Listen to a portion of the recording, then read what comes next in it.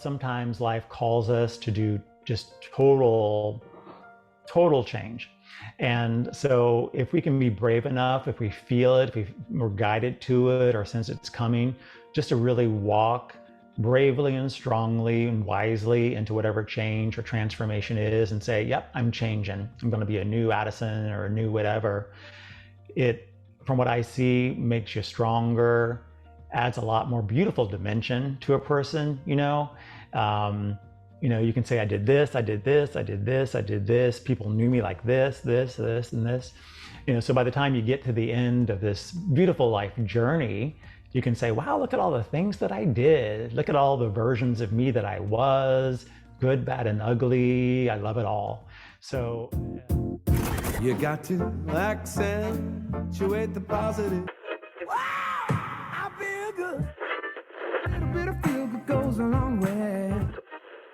You're listening to KAren Swain, teacher of deliberate creation, accentuating the positive, showing you a way to a better life. Accentuating the positive, it's not just fad, it's sanity. Who in their right mind would accentuate anything else? If you feel like that's what you want to do. Hello and welcome to another show, Accentuating the Positive with KAren Swain. Always a blessing to be with you all.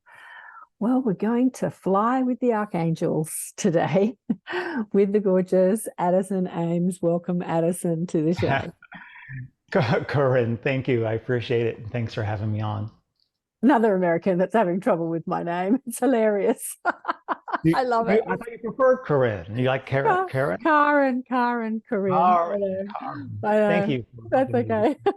My mother used to say to people, like motor car, and make the motor car sound when people were struggling with my name. Anyway, we won't talk about my name. Please remember to subscribe to the shows. I'm trying to get some more subscribers so that I can do fundraisers on YouTube. I need at least another 1,000 subscribers to be able to do that. So if you could share that with your shows, subscribe if you haven't subscribed, I'd really appreciate it, and share the shows with your friends. There's a reason why we all harass you to subscribe. There's a reason. And that would be fantastic. But we're going to go into Addison's story today and find out who he is and what he's all about and why he does what he does. Let me tell you a bit about him from his bio. We'll get a bit of an idea about Addison. As a child, Addison felt like he was in love with God, growing up in a Baptist family and church, but he felt judged and thought he was going to go to hell because of who he was attracted to and who he loved. His first job out of college was as a Church of God minister of music, but all the time he was fighting his inner feelings and trying to do the right thing and be in truth. He says that there was a major battle of right and wrong raging within him. This saw him follow his girlfriend to New York, where he became a model and an actor for a while, leaving the whole God thing behind. Eventually, he went into marketing and worked there for around 20 years until he had a series of spiritual awakening events that changed his life. Addison went through many transformational changes, which awakened his connection with his spiritual guides. He now works as an awakening teacher, speaker, healer, channel, and writer, working with the archangels, channeling divine energy in everyday life. Addison is a full-body channel for Metatron, a high-dimensional being specialising in ascension, spiritual development, and evolution of all creation, including Earth and humanity. He is known as a healer using a wide range of modalities. And your website is AddisonAmes.com, right, Addison? That's correct. Thank you, KAren. Thank you for having me on. Did I get it right or did I mess it up again? Darling, that'll do. Like car. Like car. KAren, yeah. That will do. So you're in marketing and you were there for 20 years. So you became an expert marketer. What was the first signs, apart from as a child wanting to follow, spirituality through religion, what were the first signs of you're no longer going to be in marketing and there's something else waiting for you? Well, as a child, maybe I should bounce back there to the beginning. I was always like a really spiritual kid. So, answering your question, and marketing, even then, I always had this very spiritual sensibility about me, this sensitivity. I was always really nice to people, try to find the best in others. Some people think marketing people is really bad people. I was like a really nice marketing guy and try to uplift others and try to find, you look between the lines with people when I would work with people. And then I began to have what I call a series of spiritual awakening events that were pretty dramatic. And if it wasn't for those spiritual awakening events, I probably would still be working in marketing. But it was those spiritual awakening events that really got me to get out of it. So I can either go into that now, or I can go back to the very beginning and kind of give a little bit more of the backstory. What would you like? Yeah, wherever you want to go. Let's go back to the beginning, because that kind of sets the stage. So I grew up in a very loving but very fundamentalist Christian household. And mom and dad, great mom and dad, very kind, but very involved in the church. It wasn't exactly a Baptist church. It was a smaller denomination, but much like a Baptist church, which probably a lot of your viewers may be familiar with. Very Bible-based, God, Jesus, religious concepts, very, very fundamentalist home and fundamentalist church that I went to.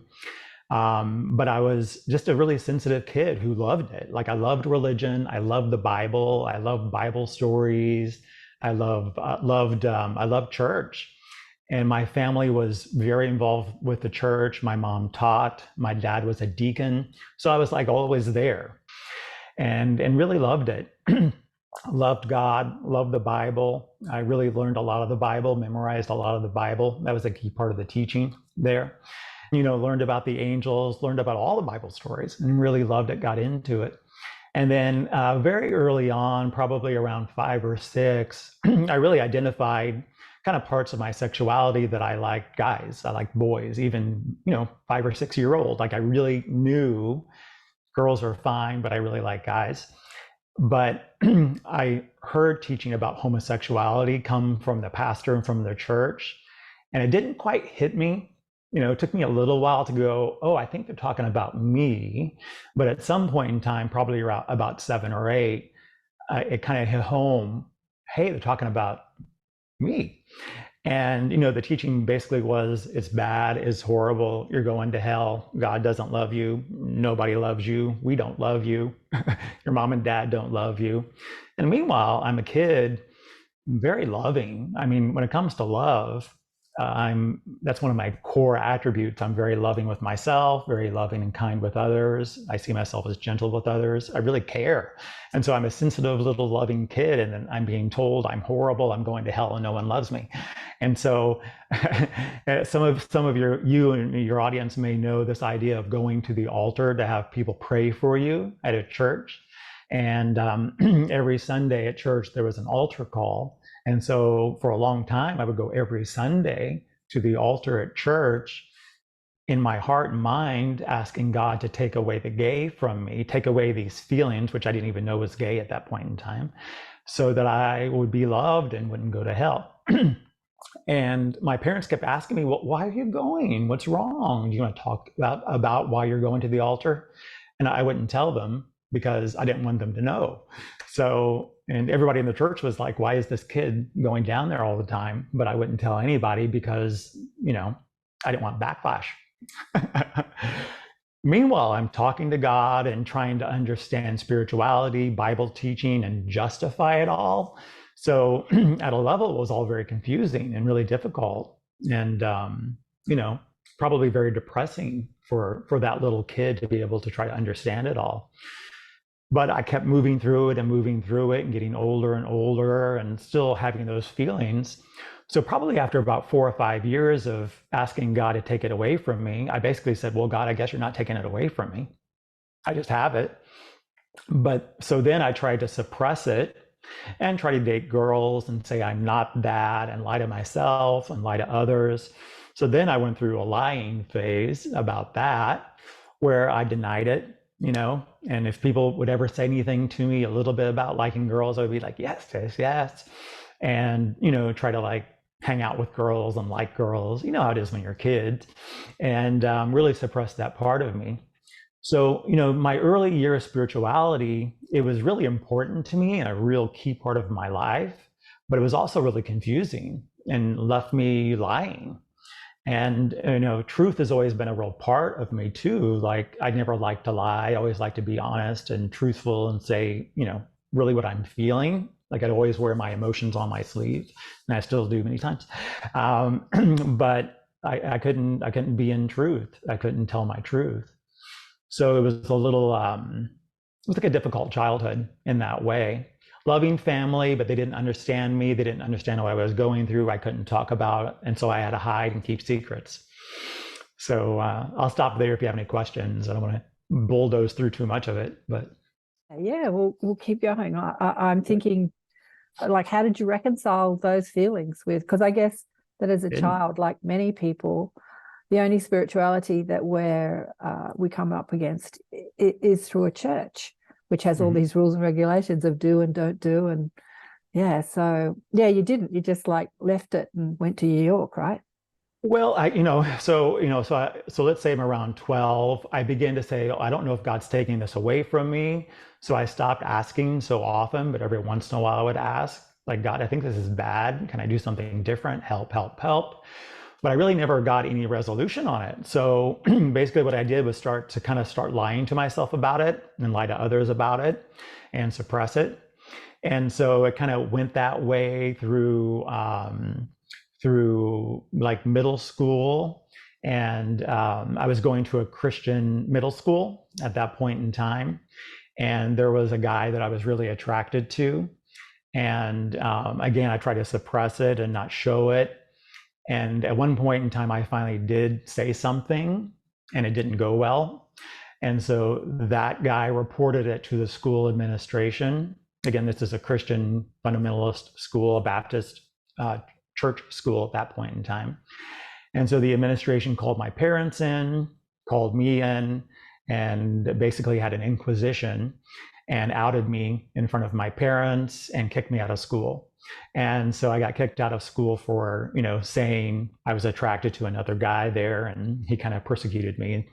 The whole school persecuted me. I got kicked out. So that was, a very difficult part of my earlier mid-teenage years. But so then again, I said, okay, well, I'm not going to do it. My parents sent me to Christian counseling and all kinds of therapy to try to get it taken away from me, put me on some medication and that kind of stuff. So I was like, well, I'm not going to do that again. I had a really bad experience. So I went back to dating girls, or started dating girls at that point in time, and suppressing those feelings and lying about it. And then I went on to one of the schools that I went to was a Christian college. So I went on to Christian college, lied about it there, dated girls, still suppressing it. Really difficult. It's painful to not, especially when it comes to love. When you love something, you want to show it. You want to like engage with it. You want to hug it, go out with it, go have dinner with it. And I really couldn't do that. I had to lie about it. And so it was very difficult through my high school and college years. So after college, my first job out of college, because I really felt all throughout my entire childhood, really since I was 5, called into the ministry is what I called it at that point in time, which now we would call spiritual work. But so I was a musician, trained classical pianist, played a number of instruments, wrote music, arranged music, started conducting even in high school bands and things like that. And so I graduated from high school and went into a ministerial position, kind of taking this calling of like, I want to be a minister. I want to help people, work with people, as a real calling to serve God, serve people, serve the church at that point in time. And so my first real job out of college was as a minister of music at a Church of God, which is a fundamentalist charismatic denomination in Atlanta, Georgia. And so I was a minister of music, so I would lead the congregation in singing, teach the orchestra and the musicians, work with the choir, kids choir, all that kind of thing. Put music programs together for the church, which I really loved. I have a real heart for music and how it touches people and uplifts people. So I did church work for a while, not real too long, because as I got older and older, I began to say, these feelings, I got to do something with these feelings. Because at one point in time, I felt like I got up in front of all these people every Sunday and lied to them. Because if they knew the truth of me, they wouldn't want me up there. They would think I wasn't, good enough, or I wasn't fit for the job. They probably would have never hired me if I was really honest with them. So, and again, I'm like really trying to be honest, but also kind of do my thing, do my calling, keep my job, whatever. And I had a girlfriend at that point in time, one wonderful, wonderful, beautiful young lady. I'm sure she's still beautiful, but at that point in time, I was like really good looking. It's been a few years now. And she and I heard about this model casting call that was happening in Atlanta. And she's like, why don't we go and just check it out and see how it goes? And so kind of as a fluke, we both went just to see what was going to happen. There was like model agents coming in from Miami, New York, and LA, and just to see. So it was like a big casting call. And I went and I did really well. And there was a number of modeling agencies that were interested in me. And one modeling agency kind of like signed me up. And much to my surprise, I didn't expect it. So I ended up thinking, wow, this is my out. This is my way to kind of get to New York. I think that's where all the gay people are. That's what I hear. So I decided I need to pursue this truth. And it was a real kind of like battling of good and evil within me. What's right, what's wrong? Is the Bible right? Am I right? I was really even wondering, is homosexuality a sin? Am I going to go to hell? I mean, there was all kinds of like inner battles. It's pretty bad. And so I finally said, came down to truth, really. And I said, I think my truth is I have to pursue this. I need to see what's behind this. And so at that point in time, I didn't really have any guides. I was really all kind of like fundamentalist Christian God kind of thing. God really didn't have any guidance for me on that. So I just followed my heart and made my mind up that I was going to quit my job at the church and move to New York. And so my game plan was, okay, well, I'm going to get out of this kind of like working for a church and fundamentalist Christian environment. Well, I have to be this way and go up there and be true to myself and be able to walk around and say, this is who I am. This is what I do. This is who I love. And so it was really brave. I mean, I was really pretty kind of like naive in a way and young at that point in time.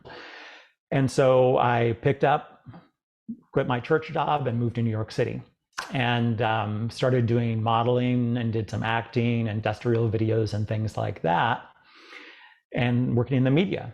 So that's what got me to New York and got me out of church. And it took me a few months to kind of, feel the energy of New York, which is pretty wild. But finally, I was able to really, for the first time in my whole life, away from my family, religion, and people who understood me in a certain way, finally be in this city where people really don't know me.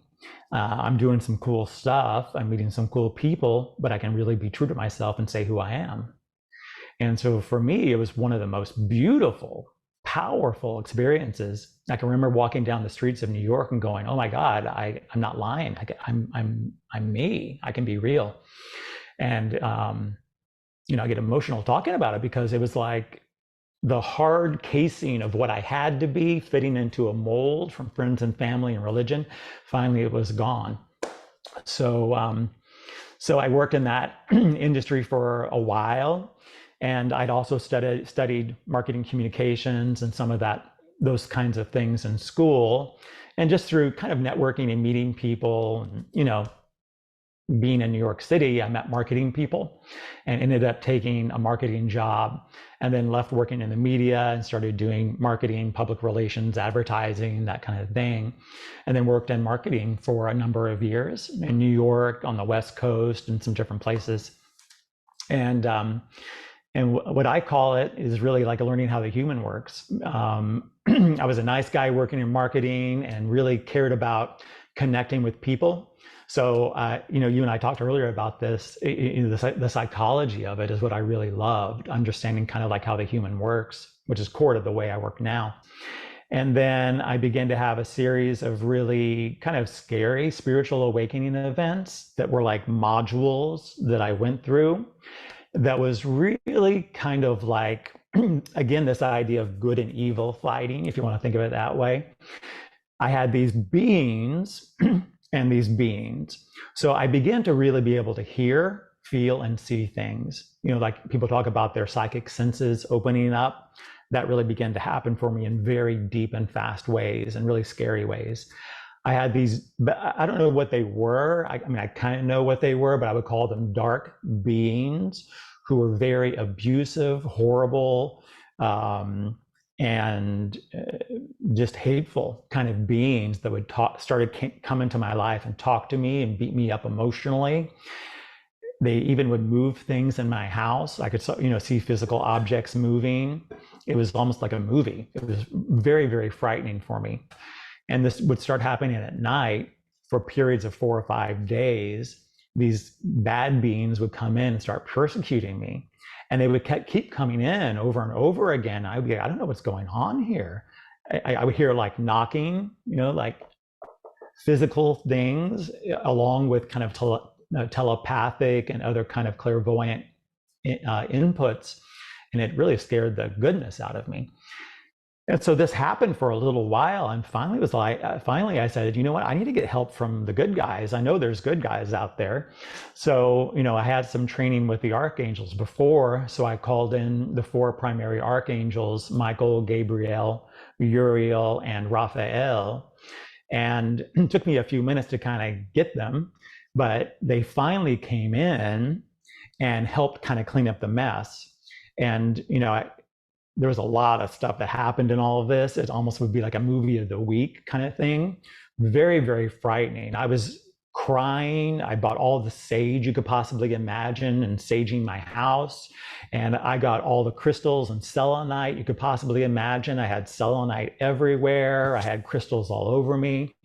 I called in the archangels, and the archangels said, listen, we need to get you with a Reiki master that we really like.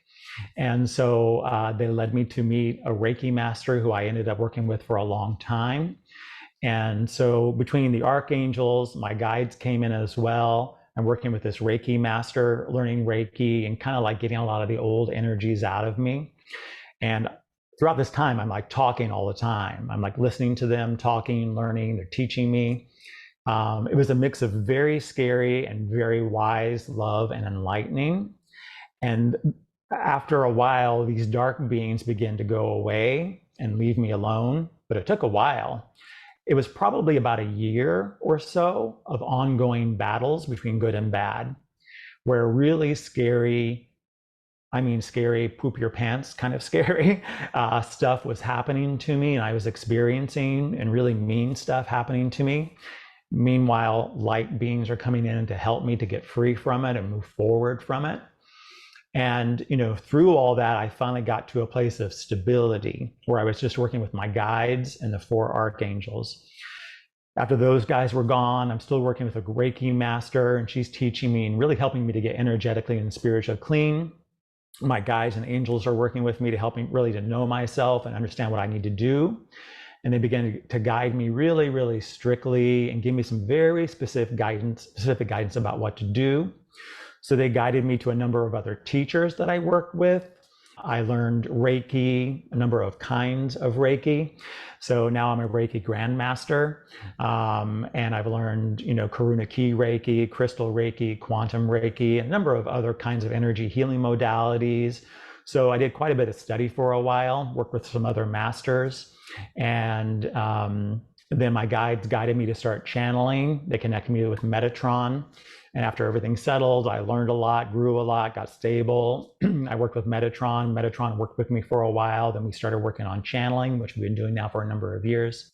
And then they said, you need to start a website, which is an old version of the website that's up there now. So I started a kind of a simple website, got it up, began to get some clients, some starter clients, kind of get going, kind of learn what I'm doing. Guides are working with me, started to build a business, got going. And then they said, move to Sedona. And so I moved to Sedona for a year and did kind of like more practicum there in Sedona. and kind of learning spiritual work, trying to understand, kind of taking everything that I've learned from church work early on, learning how to be a pastor, guide people, help people on their spiritual journey, all this kind of stuff. Marketing world, learning about people, how they work, how they function, how to connect with people, and then kind of spiritual awakening, learning how to connect with the higher realms in new ways, all these new teachings, and then amalgamated all in kind of the spiritual teacher that I am now. And then finally, after quite some time, having the boldness and the bravery at the guidance of my guides to say to my job, I'm going to leave. And so they work with me. And so I kind of dovetail. I went down to part-time with my marketing job as my spiritual business grew, and began to kind of move out of the marketing field, out of that marketing job altogether, and start spiritual work altogether. And so now I've been doing this for a number of years. And, for me, I love working with people. I love people. The reason why I do what I do is because of people. Let me ask you. Yeah. Why do you think you attracted what you call the negative beings? I don't think I attracted them. I think they're part of my teaching. Why do you think they're a part of your teaching? Well, when I work with people now, I work with people who have all kinds of spiritual walks of life. Everything from people who don't know what's happening in their world, but they're looking for some spiritual teacher to help guide them through, kind of like what I was looking for when I was led to that Reiki master to help guide me through all that difficult transition time, all the way to advanced teachers. So I work with people who sometimes work with attachments, dark beings, trying to get over some, demonic issues, dark issues, whatever it may be. So I was able to kind of understand how those beings work, how to counteract them, and how to, move on into the light from those things. So I see it as practicum.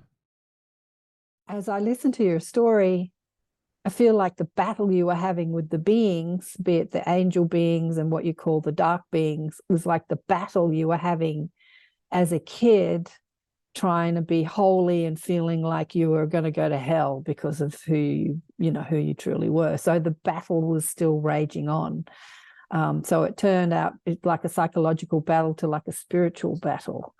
And part of it for sure. Yeah, and the war had to stop. Let me ask you, because everything is resonance. When I say attract, everything that's happening in our life is through attraction, like thought attracts thought.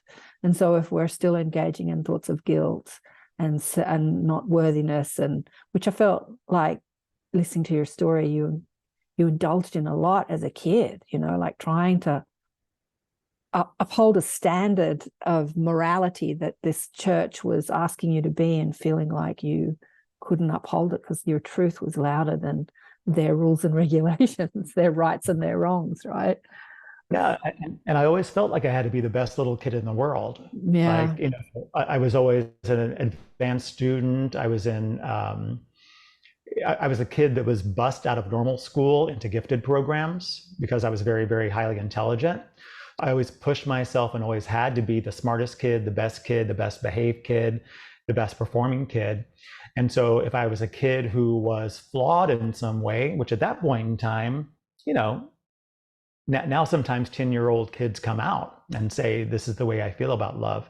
But at that point in time, there's no way I could do that. So I felt like I had this dirty little secret that I had to hide.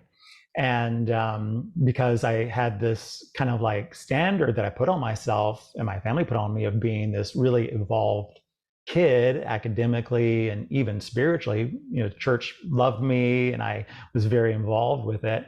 So I felt like I was called to a very high order. So, one of the things that I work through, and maybe this kind of goes to the resonance point that you made, which is a very good one about these dark beings, is moving out of secrets. So I had to keep secrets for more than half of my life, which, I love the phrase, we're only as sick as our secrets. And that one was something that really resonated with me, because here I am trying to be in truth, be the best kind of person I can be, the best little boy in the world. And I have this kind of like dark closet of stuff that I'm stuffing things in. And so very hard, and, I see with people that I work with now is many people keep secrets. keep secrets from your husband, your wife, or whatever it is. It's a common theme in the human psyche. Keep secrets. Oh, I don't tell them. This is my own thing, you know? Yeah, when we move more into a telepathic society, we won't be able to keep secrets. But yeah, the secret game is a big game on Earth, isn't it? Yeah. Also, I want to ask you, because it's, it was a big issue with you when you started to connecting to the angels or the archangels. Did you ask them, like you had your church schooling, did you ask them about being gay and all the sort of different levels of sexuality that we have in modern society now? What did they say to you when you asked? Well, it didn't come up at first, but it did come up later on. I'll talk about me specifically. I mean, they basically said you got to be you and you got to be true to you. And this is a fundamental part of you. This is the way you are. So, in my teaching from them and my guides and kind of the way that I see things is that we all have our own unique soul journey. And so we all have things that we want to do, we're called to do, and we have to do in this life. And so for me, it's kind of part of my soul definition, part of my makeup is that, I mean, really the way I see myself now is a pansexual. So I don't really even like specifically, I'm only a gay guy, because I really see myself as an open-minded love person. Again, love has only grown within me. So I don't like to be locked into any specific kind of way that people should expect for me to behave in love. I hope that makes sense. So generally, I refer to myself as pansexual, which means, I love and let's see where it goes, or let's see what happens. Yeah, I remember asking my daughter when she was young if she was a pansexual. She didn't know what it meant. And I'm like, mum knows something that teenage daughter doesn't know. And she goes, what's a pansexual, mum? And I said, well, you don't look at gender, you just love who you love. And she goes, yep, that's me. And we're like, yeah, mum had one over the daughter. But, when I was young, I dated many guys that were not out of the closet. I was just telling a girlfriend then the other day that I met a guy in Greece because she'd come back from Greece. She'd just been to Greece recently. She's like, have you been to Greece? And I said, yeah.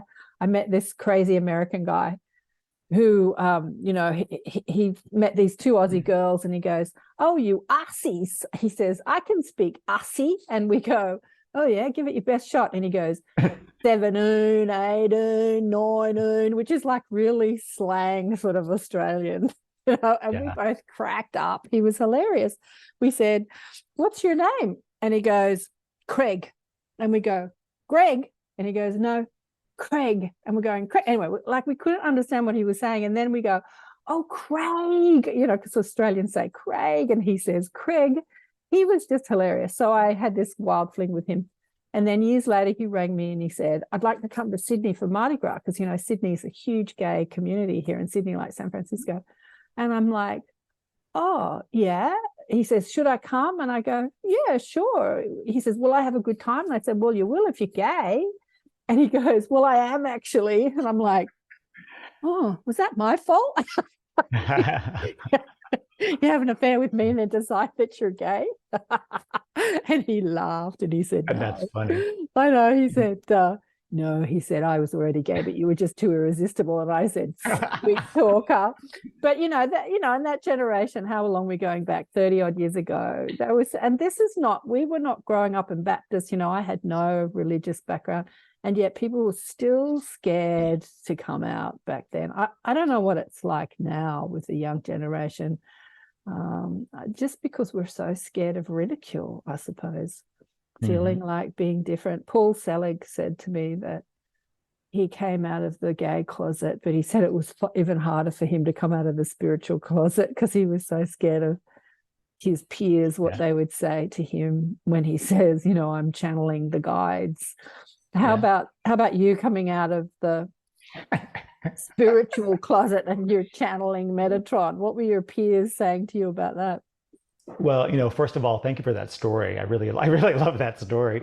And I also love Paul Selig. So I love that you mentioned him too. So it was really hard.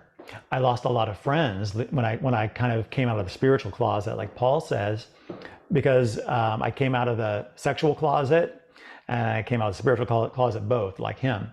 I would say I probably lost about 80% of my friends when I came out of the spiritual closet from my professional community, and really had to restart in many ways, because they just thought, they either didn't know what to think or thought I was nuts, and everything in between.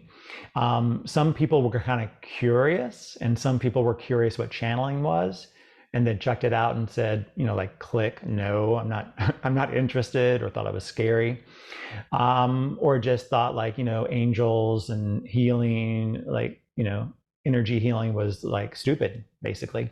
So, and I lost a lot of credibility with those business people, because they thought that I was now doing something that had really no founding in science or reality.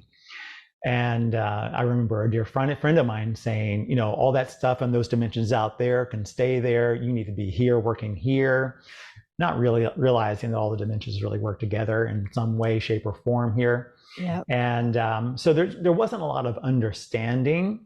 I still have some friends that have stuck with me since then, and I really consider those good friends, because when friends stay with you through transition and change in your life, through all the different Addisons or KArens, whatever it may be, those are your real friends, who knew you like this, this, and this, and this. And I have a couple of really good friends that have seen me change or transform a couple of times, and they still love me and like me. But you don't get a lot of friends that are like that. So in answer to your question, it was really rough. And especially when I moved to Sedona, some of them thought, why is he going to Sedona? That's like in the middle of nowhere. Why would anybody go to Sedona? Meanwhile, I was going there because it was like a nurturing spiritual community of people who could understand what I was doing. And that's really what I was looking for, because where I was at that point in time, which was in Orlando, Florida, that community really had no idea what I was doing. And I needed kind of that nurturing community that kind of said, yeah, we see what you're doing. We see you, we acknowledge you, we're going to work with you. So there, I didn't have that. So technically and fundamentally in my growth as a spiritual teacher, I needed that kind of loving community in order to germinate and grow. So yeah, just a little bit about coming out of the closet in that way. So when did Metatron introduce him, her, themselves to you, and what do you feel Metatron is as a guide, as an entity, as a channel? I work with my guides and with the 4 archangels, and you talk about resonance. It's like I just knew through all of my knowing and senses, these were my guides, these are my angels. They were working with me very hand in glove and giving me information that I really could trust. And they also got me to other teachers, kind of third-party helpers who had been doing this for a long time, including the Reiki master, which I mentioned, who'd been doing it for 20, 25 years, and actually grew up in a Native American community that taught energy healing and all this kind of stuff. So she had a lifelong experience. So they all kind of gave me some third-party reinforcement and teaching. So I'm kind of like checking my sources. So it was all very grounded and real. And so after that kind of stability, probably after about a year or so of that, they brought Metatron in, and I really didn't know too much about him. And I worked with Metatron on a couple of different levels. In a very high dimensional level, he is a divine being that works to help Ascension, and then drops down and then works in different ways. These are beings that have no body or form, really. And so Metatron can work as an archangel. Some people see him as an archangel. I work with him kind of in a higher way, where he's just I call him a divine being or a fixer that helps grease the wheels of Ascension. And he came in and started working with me almost like a math teacher might. Many people might know Metatron is very technical, sacred geometry, mathematical, very exact, an exact teacher, very strict teacher. He's very tough with me. And we started to work together in very kind of like training ways. I would get to know him, start, to learn how to channel and develop those techniques. And so now Metatron and I have been working together really closely for probably about 4 or so years. So I know him quite well. And we work together every day in very deep ways. And I really respect and love Metatron. You said that he works with sacred geometry. Is that what he's known for? Because I know, the archangels are given roles and identity through our human mind, like, Michael helps for protection and this angel does this and that angel does that. What is Metatron known for? Ascension. Yeah, I mean, just to be really specific, Ascension. So, when I work with him and when I channel him, he's really focused on helping people, the way he says it, get out of old thinking and get into new thinking. Just like when I had my awakening experiences, it was a multidimensional experience, but I begin to get new information, see things differently, know things. Like you have very profound knowings and psychic abilities. I begin to have that too, and have them work with me to give me new knowledge and say, okay, these are old understandings of yourself. This is the way you used to see the world. Now here are new ways to see the world. So Metatron tries to get people to put old ways of seeing themselves and the world around them and the universe behind them and start to move into new thought. So, to answer your question in one word, ascension. So Metatron's working with thought forms and belief systems and conditioning and helping people break through the limiting ideas we have about ourselves to understand who we fully are as multidimensional beings of light and love and spirit incarnate in a physical form.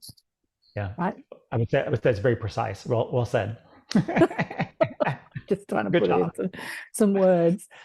Do you want to bring Metatron through? And I can ask you some questions, or maybe I can ask Metatron. I was going to say, what is he saying about, where we are and where we're going and how it's all going? Because if you look at the world collectively, like, how are we doing? A lot of people say that we're doing worse. A lot of people say that we're doing really well. What does Metatron say about it? Sure. Well, I'll ask you as the host of your show, would you rather talk to me or Metatron about that? Oh, look, I don't mind, Doug. It's up to you. How you feeling? Okay, give me a second to connect with Metatron. So he's here. Yeah. So he'd like to talk to you if that's okay with you. Okay. So what I'm going to do is kind of move this back a little bit because he tends to wave his arms an awful lot. And give me a moment to connect, please.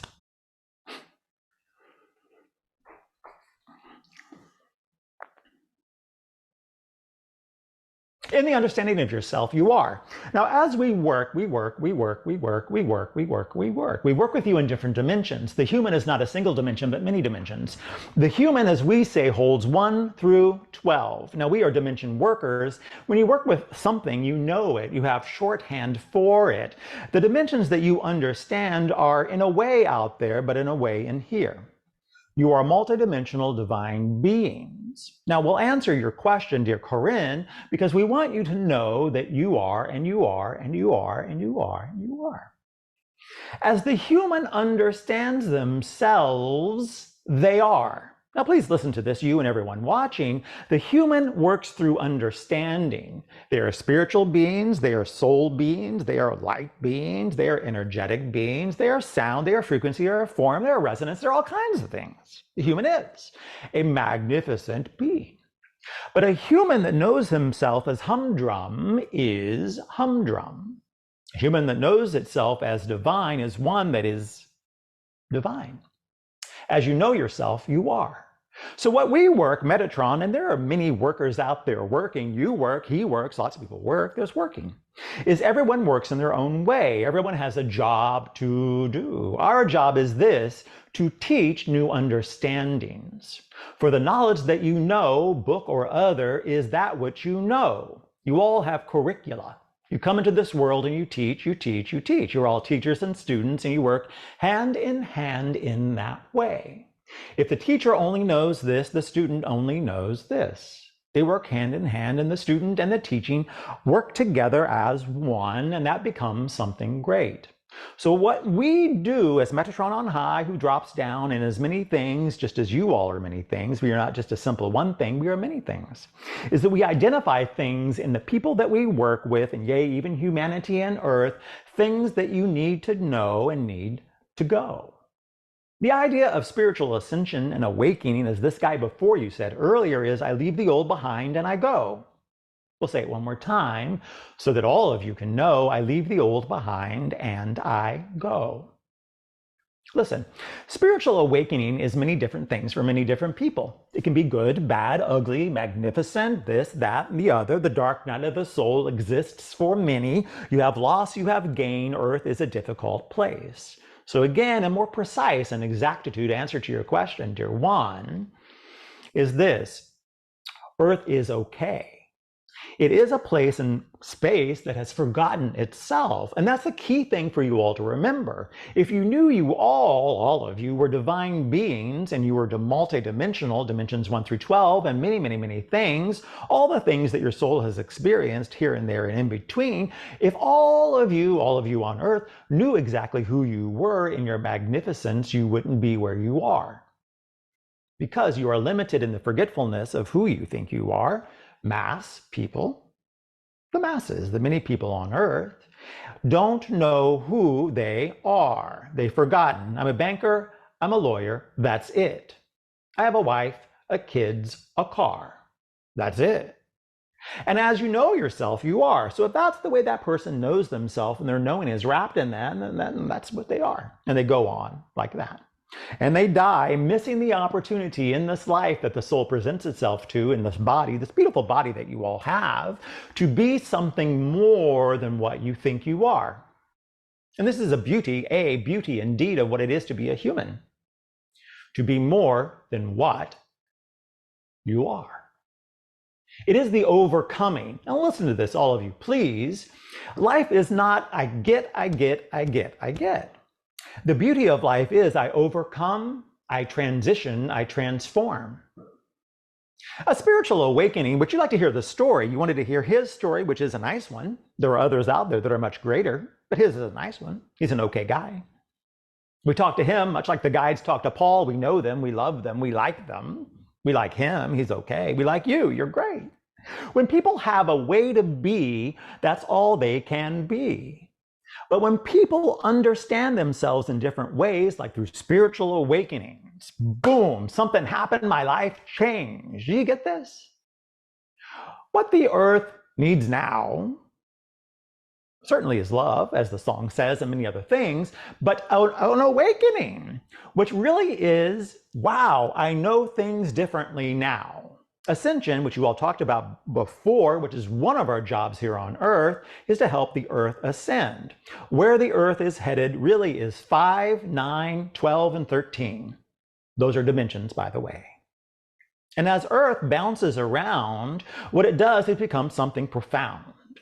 A being, Earth and all on it, that holds dimensions 13 to 26, which is a whole new universe. We call it the next universe. It's a new universe forming, 13 through 26, and there is where Earth lands and has the power to create a whole new universal understanding in a set of frequency wave dimensions called 13 through 26, where a lot of new things happen. So, we as divine beings have a lot riding on Earth. So to answer your question, again, in a different detail, dear one, is we have a lot riding on Earth because it's going in a place and space where it's got to be in a certain caliber and a way of understanding.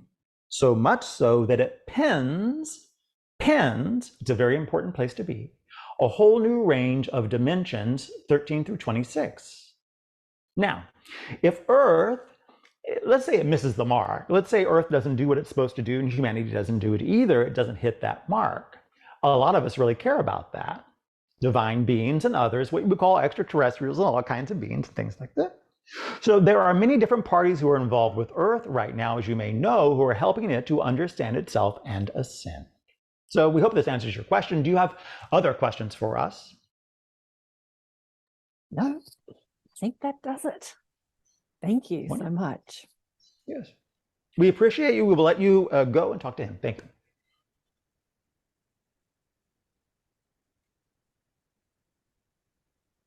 Thank you. Hello. Yes. Hello. Thank you, Metatron. So when you feel Metatron coming through you, do you feel like there's a crowd? Or do you feel like it's a big energy? Like, does it feel like a singular identity? What does it feel like to you? Well, they're a collective of 16 beings working together as one, but I feel a singular energy, and the way I generally describe it is very powerful. I've always seen Metatron as very powerful and a very big energy. And how did you acclimate to that energy? Well, it's taken years to acclimate it. When it first came in, it was so intense that it would almost knock me out. And I think they did that, my guides and Metatron combined, to help me to understand what I was working with. Like, this is a significant thing. So now Metatron is always kind of around in a way. And so now I am more comfortable with his energy.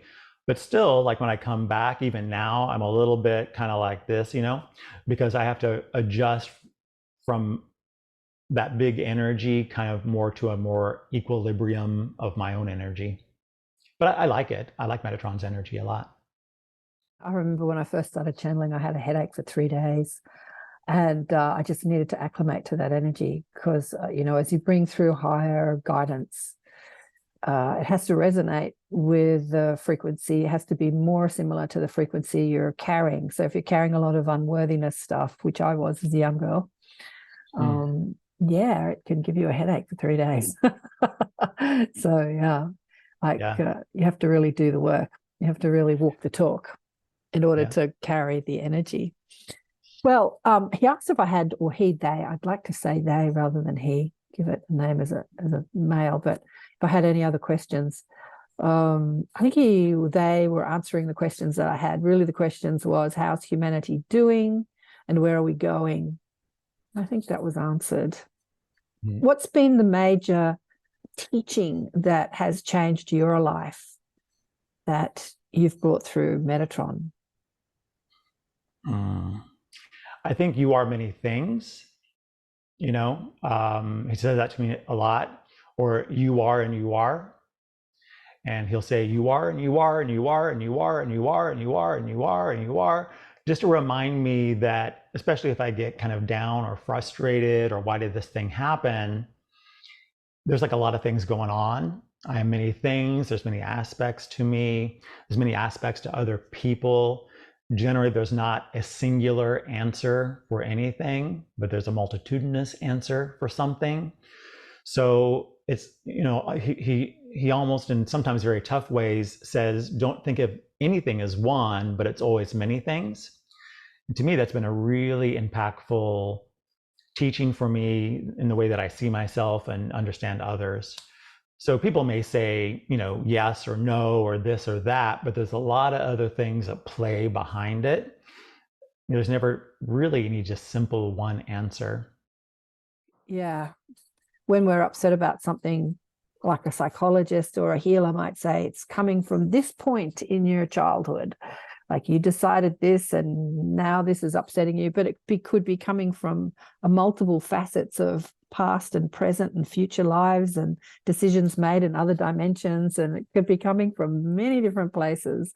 Why you choose what you choose, who you are, what you are. And it can come from many different places. But it all comes back to the core of love, really, doesn't it? It all comes back to who we are as source energy, electing to experience these multifaceted directions of source. Is there anything else you'd like to leave with us? Any messages you'd like to leave with us before we go? I think maybe don't be scared to transform. We talked a lot about transformation. And it's been a key part of my life. I've had some, key life transformations where like everything changed. And sometimes life calls us to do just total change. And so if we can be brave enough, if we feel it, if we're guided to it or sense it's coming, just to really walk bravely and strongly and wisely into whatever change or transformation is and say, yep, I'm changing. I'm going to be a new Addison or a new whatever. It, from what I see, makes you stronger, adds a lot more beautiful dimension to a person, you can say, I did this, I did this, I did this, I did this. People knew me like this, and this. So by the time you get to the end of this beautiful life journey, you can say, wow, look at all the things that I did. Look at all the versions of me that I was, good, bad, and ugly. I love it all.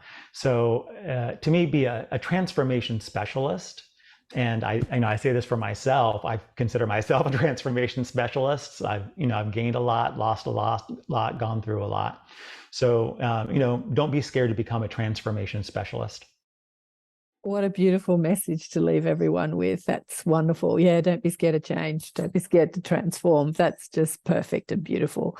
Addison, thank you so much for sharing yourself so openly and vulnerably with us today on the show. It was beautiful to have KAren, thank you so much. And I really appreciate you allowing me, and I appreciate you and your show, and I'm supporting you on your subscriber goals and journey. I like what you do and just really appreciate you. Thank you. Wonderful conversation with Addison. We were just yakking after the show as we were about this conversation about, I was just saying to him, I have a friend who's got 4 kids, about transitioning, but transitioning in so many ways, like the sexual agenda conversation seems to be huge amongst young people, teenagers in the mainstream media. Everyone's crying about people transitioning from male to female, female to male. Seems to be a big topic of conversation. Lots of judgment around it, and reasons why, and the God issue. And oh God, it seems to be a big conversation. But I've got a friend who's got 4 kids, 2 trans, 1 gay, 1 straight. I find the younger generation are just more fluid in their understanding and don't buy into identities too much. That pansexual energy, that pansexual identity is something that sort of suits them better. I love who I love, and I don't care what gender you are. It's just how I feel at the time that I meet you. Yeah, it's interesting. It's a big topic of conversation. I was saying to Addison, we were just discussing about, he was telling me some stories of, living in New York and then moving to San Francisco and different people he knew. And I was telling him some stories about friends I know and people I've had on radio. I had a girlfriend who had a boyfriend who transitioned into a female, and how when he trans from a male to a female, that he didn't want to date men now that he was a female. He was still in love with his girlfriend. Like, he didn't change his sexual preference. He just changed what he looked like. He felt, it was so interesting. And Addison was telling me that the same with his friend who was a gay man that transed into a woman, and then he became a heterosexual because he still wanted to date men as a woman. Oh, it's all so mixed up. But this unity consciousness, if unity consciousness is coming into this polarized environment where we separate everything, we separate, with the gender thing is a way, it's just another way we separate. You're male, I'm female, males are like that, females are like this. Where in truth, we're all one energy experiencing the diversity of what it is to be human. And I think that the younger generation have this knowing and understanding of feeling that unity within them, that oneness, and expressing in a world that is rooted in separation and polarity. And so they're just mixing it up a bit, aren't they? They're just playing with it all. Fascinating conversation. Loved that with Addison. And thanks again for listening and watching, and subscribe. I'd love your subscription. Press that button. I put a message on Facebook in one of my groups. Please help me. Can you subscribe? And so many people were like eager, and some people said, yep, I'm already subscribed. And some people said, oh, my subscription, I'm not subscribed anymore. Go figure, I don't know. And some said, oh my God, what needy energy. I'm going to unsubscribe from you and not follow you and block you for asking that. And it's interesting to see how people react to things that you ask from them. All you're doing is asking, and people can say yes or no. The people get affronted for you asking. This one woman got so affronted. Oh, this is icky, hideous, needy energy. I'm going to block you and unsubscribe and unfollow you. I'm like, what's going on in her life that she would get so upset that I would ask her to subscribe to a video platform? Isn't it interesting? What's coming out of us, it's what's in us, right? So if you're getting upset about people asking you to subscribe or anything you're getting upset about, look at why you're getting upset and what's coming out of you. That's what this is all about, finding that balance and harmony within ourselves so that people can ask of us and we can say, yes. One of my favorites is Kevin. He's such a highly evolved being here on earth, and he's so humble and so happy and so eager to help, and he shares all my shows, and he's always so eager to help anyone. And that's that energy of love, isn't it? Working through a human form. Doesn't get upset or affronted or insulted about anything. Just love Kevin. He was our last guest in the Inner Sanctum. Oh no, that was Sabine. He was the guest before that. But Moonwalker Tucker is coming on, who had this profound NDE, and she's all about thought forms and belief systems. So we're going to have a great conversation with Moon this next upcoming Inner Sanctum session that's coming up on the 16th, 17th. Let me have a look at the dates. Saturday in the States. Where are we? Yeah, 15th, 16th. 16th here in Sydney, Moon Tucker at 8 a.m. in the morning, and it's the afternoon in the States on the 15th, Saturday afternoon, from 3 till 6, depending on, I think it's 3 Pacific, 6 Eastern. We go for a couple of hours. I stream some of it on the platforms, YouTube and Facebook and different platforms, Twitter, streaming on Twitter now too, and even stream on Instagram these days. And then we do a bit of a Q&A, not streaming, so people can just open up and ask any questions and not feel like they're being recorded on video. So I look forward to meeting you in the Inner Sanctum. Thanks again for listening and watching the shows. And if you haven't checked out the book, Awakened by Death, please do so. And I'll catch you next time. Bye for now.